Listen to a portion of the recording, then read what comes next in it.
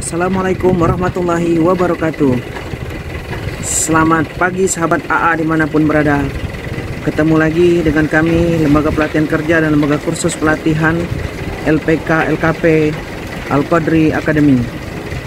Pada kesempatan kali ini kami akan mereview bagaimana proses pemasangan bondek dan juga wire mesh.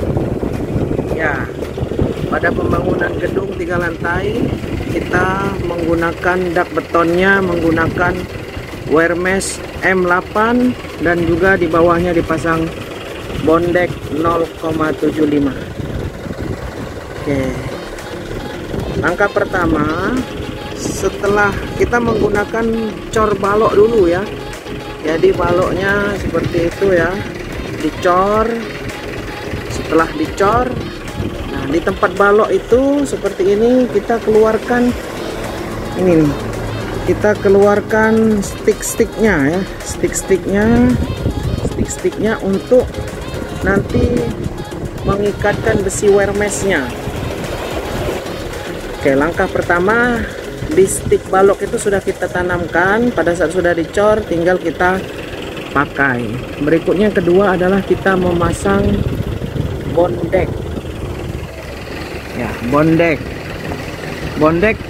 panjangnya itu bisa dipesan, tetapi kita untuk kali ini karena jarak bentangan balok kita paling panjang adalah 4 meter, maka kita memesan bondek yang ukuran panjang 4 meter, lebarnya 1 meter.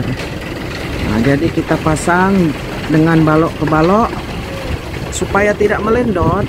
Saran kami buat balok anak di tengah antara bentangan 4 meter antar balok tadi.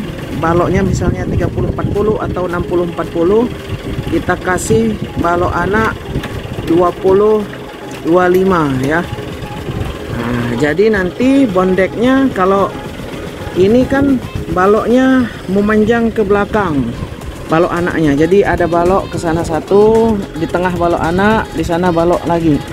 Jadi bondeknya kita memasangnya melintang dari baloknya sehingga nanti tidak menggelembung ya. Jadi bondeknya nanti tidak menggelembung atau seperti turun. Nah, ini sudah pemasangan dari plat bondeknya ya. Plat bondek sudah kita pasang, maka kita akan memasang wire mesh. Wire mesh kita menggunakan wire mesh 8. Nah, untuk pemasangan wire mesh sendiri, dia ini kan bentangan wire meshnya, lembaran wire meshnya itu 2,1 meter dikali 5,4 meter. Sedangkan kan luasan dari pengecoran kan tergantung dari area yang akan dicor. Oleh karena itu pasti ada penyambungan. Nah, maka di sini saya akan melihatkan. Nah, ini ada penyambungan ya. Jadi antara wire mesh ini disambung minimal 1 baris. Nah, jaraknya ada 15 cm kotaknya itu ya. Nah, jadi kotaknya itu ada 15 cm. Jadi nanti ada 2 tuh ya. Ada 2, tumpukannya 2. Jadi berkurang. Nah, setelah itu ditumpuk, dipasang, nanti jangan lupa itu lihat tuh, dipasang ikat, dikawat ikat lagi ya, diikat semua. Kemudian pada sambungan seperti ini kita juga menyiapkan itu ada besi 8, potong 2 meter dari sana ke sininya semeter, dari as ini ke sana juga semeter. Jadi potong besi 8-nya 2 meter. Jarak antara sambungan dari besi 8 ini yang sini ke sana itu 2 meter juga. Terus sampai ke bagian belakang. Jadi sambungannya kita, selain sambungannya tadi kita overheadkan 1 kotak, tambah juga kita ada sambungan beri penguatan juga besi 8.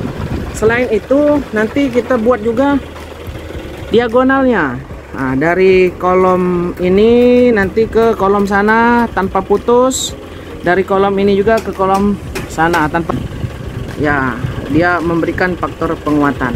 Nah, selain itu wire mesh tadi tidak boleh langsung bersentuhan dengan bondeknya. Kita kasih itu ada beton tahu ya.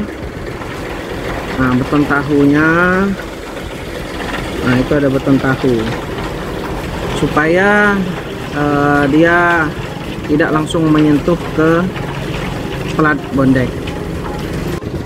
Nah, ini ketebalan corannya nanti 12 cm. Nah, ini kalau dia di atas lekukannya itu turunnya 5 cm ya, itu dari besi Wermes 4 cm kelihatannya. Nanti di atasnya untuk selimut betonnya nambah 3 jadi 7 ditambah 5 jadi 12 cm juga. Nah, inilah kehematannya untuk cor betonnya.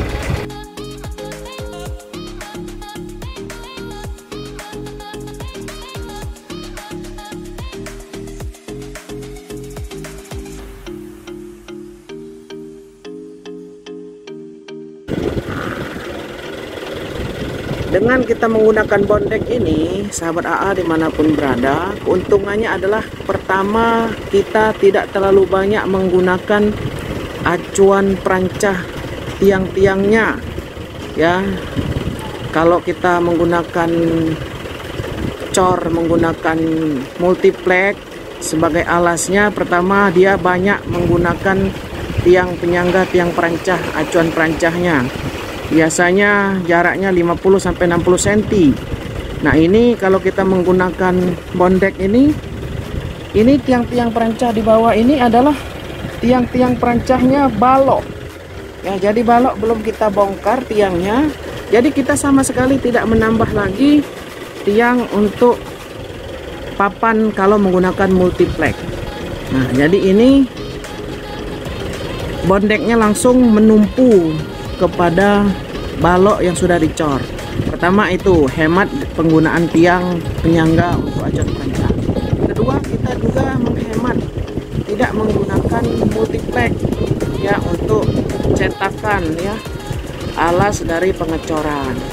Kedua, dengan menggunakan bondek dan Wermes ini, Wermesnya hanya satu lapis. Biasanya kalau pengecoran dak itu, apalagi fungsinya untuk fasilitas umum, ini kan gedung sekolah, itu biasanya 2 lapis menggunakan besi 8. Ini cukup 1 lapis Wermes, tetapi kita menggunakan bondek.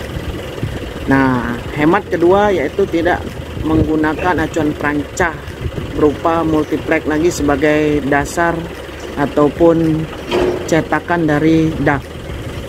Berikutnya, hemat berikutnya adalah kita bisa langsung plafonnya nanti tidak usah memplafon lagi menggunakan gipsum ataupun menggunakan media plafon yang lainnya. Cukup kita rapikan, dan kalau mau yang cat lebih bagus dicat ya. Nah, sekarang konsep minimalis banyak sekali yang tidak menggunakan plafon lagi, cukup finishing jadi dia sudah rapi. Nah, berikutnya adalah dari segi kekuatan, bondek ini sendiri memiliki kuat tekan dan dia juga memiliki kuat tarik untuk lapisan bawahnya ya. Jadi dia memiliki kekuatan juga. Dan berikutnya yang terakhir, bisa hemat ketebalan pengecoran ya, karena kita lihat nih bondek ini lekukannya, nah tuh dia ada lekukan ya, jadi bisa menghemat volume pengecoran. Volume pengecoran ini kan kalau menggunakan K250 itu 840.000 per kubik, sedangkan ketebalan kita ini kalau diambil dari pinggir itu 12 cm. Nah, 12 cm karena lekukannya tadi cukup tinggi akan berkurang ya sekitar 7 cm, karena berkurang 5 cm. Nah, jadi banyak sekali faktor penghematan menggunakan bondek. Dan tidak kalah pentingnya adalah waktu jadi cepat dan juga agak rapi pengerjaannya. Ya, tetapi kembali lagi kekurangannya menggunakan bondek dan Wermes ini adalah biayanya masih lebih tinggi dibandingkan kita menggunakan dak konvensional, menggunakan acuan perancah dan multiplex serta besi 2 lapis. Ya, mungkin ini saja sahabat-sahabat, teman-teman dimanapun berada. Mudah-mudahan proyek-proyek pekerjaan kita tetap sesuai dengan tujuan kita, tercapai sesuai dengan BMW-nya, biaya, mutu, waktu, dan juga selamat dalam mengerjakannya. Terima kasih yang ingin kursus dan pelatihan bersama LKP Al-Qadri Academy. Kami menyediakan fasilitas itu, baik kursus pelatihan bidang teknik sipil, keselamatan konstruksi, SKA, SKT-nya, maupun kursus RAP, AutoCAD, menghitung kekuatan struktur dan lain-lain. Salam sukses dari LKP Al-Qadri Academy. Sekian, assalamualaikum warahmatullahi wabarakatuh.